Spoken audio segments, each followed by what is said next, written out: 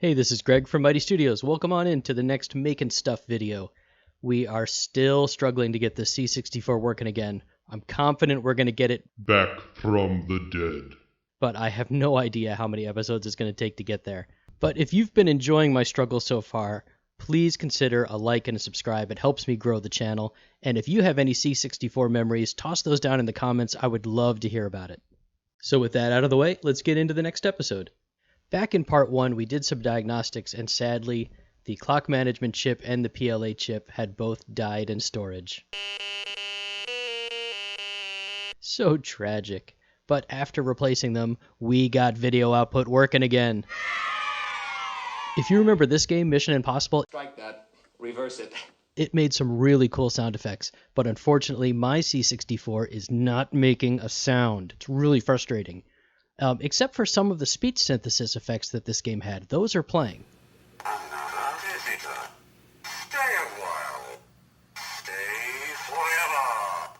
The audio chip in the C64, the 6581 Sound Interface Device, or SID chip, it's really popular with hackers because it's a kind of a quirky little chip. It's got 3 distinct tone generators, which was really ahead of its time and allowed for a whole new breed of music composition on home computers.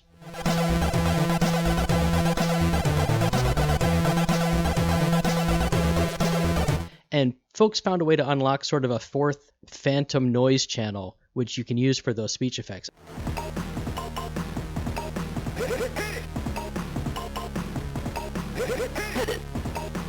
I don't know exactly how that's done. If you do, please drop a line in the comments. I would love to know how that was discovered and how that bit works. It's the only bit that seems to be working on my particular sound chip. It's also making this really horrendous noise when I power on the C64. Yeah, not a great sound. So we got to crack the case back open, try to figure out what's going on with this audio chip. We're looking at the 6581 audio chip inside the C64, and I just want to see if there's anything obviously going wrong here.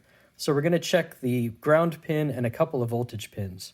And we're going to check the ground pin by choosing a point up here on the shroud as a ground. And then I'm going to check that lowest left pin.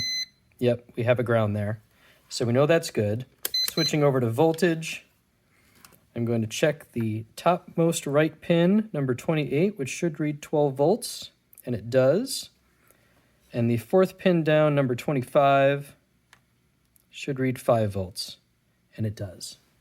So that tells us that the care and feeding of this chip is all going according to plan. Both key voltages are present, and the ground is connected.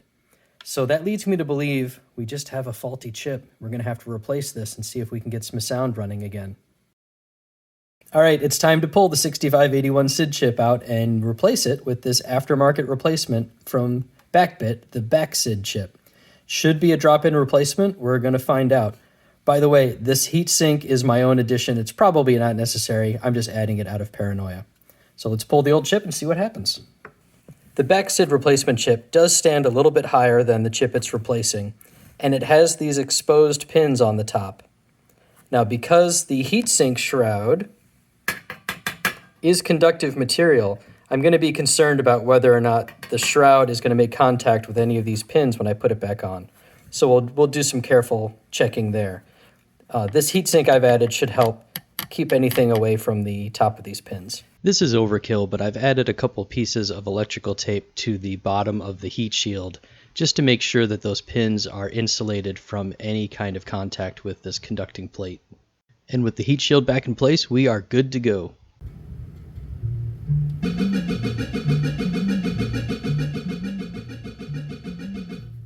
Hey, listen to that. The BackSID chip appears to be working out just fine. Looks like I did have a bad SID chip to begin with after all.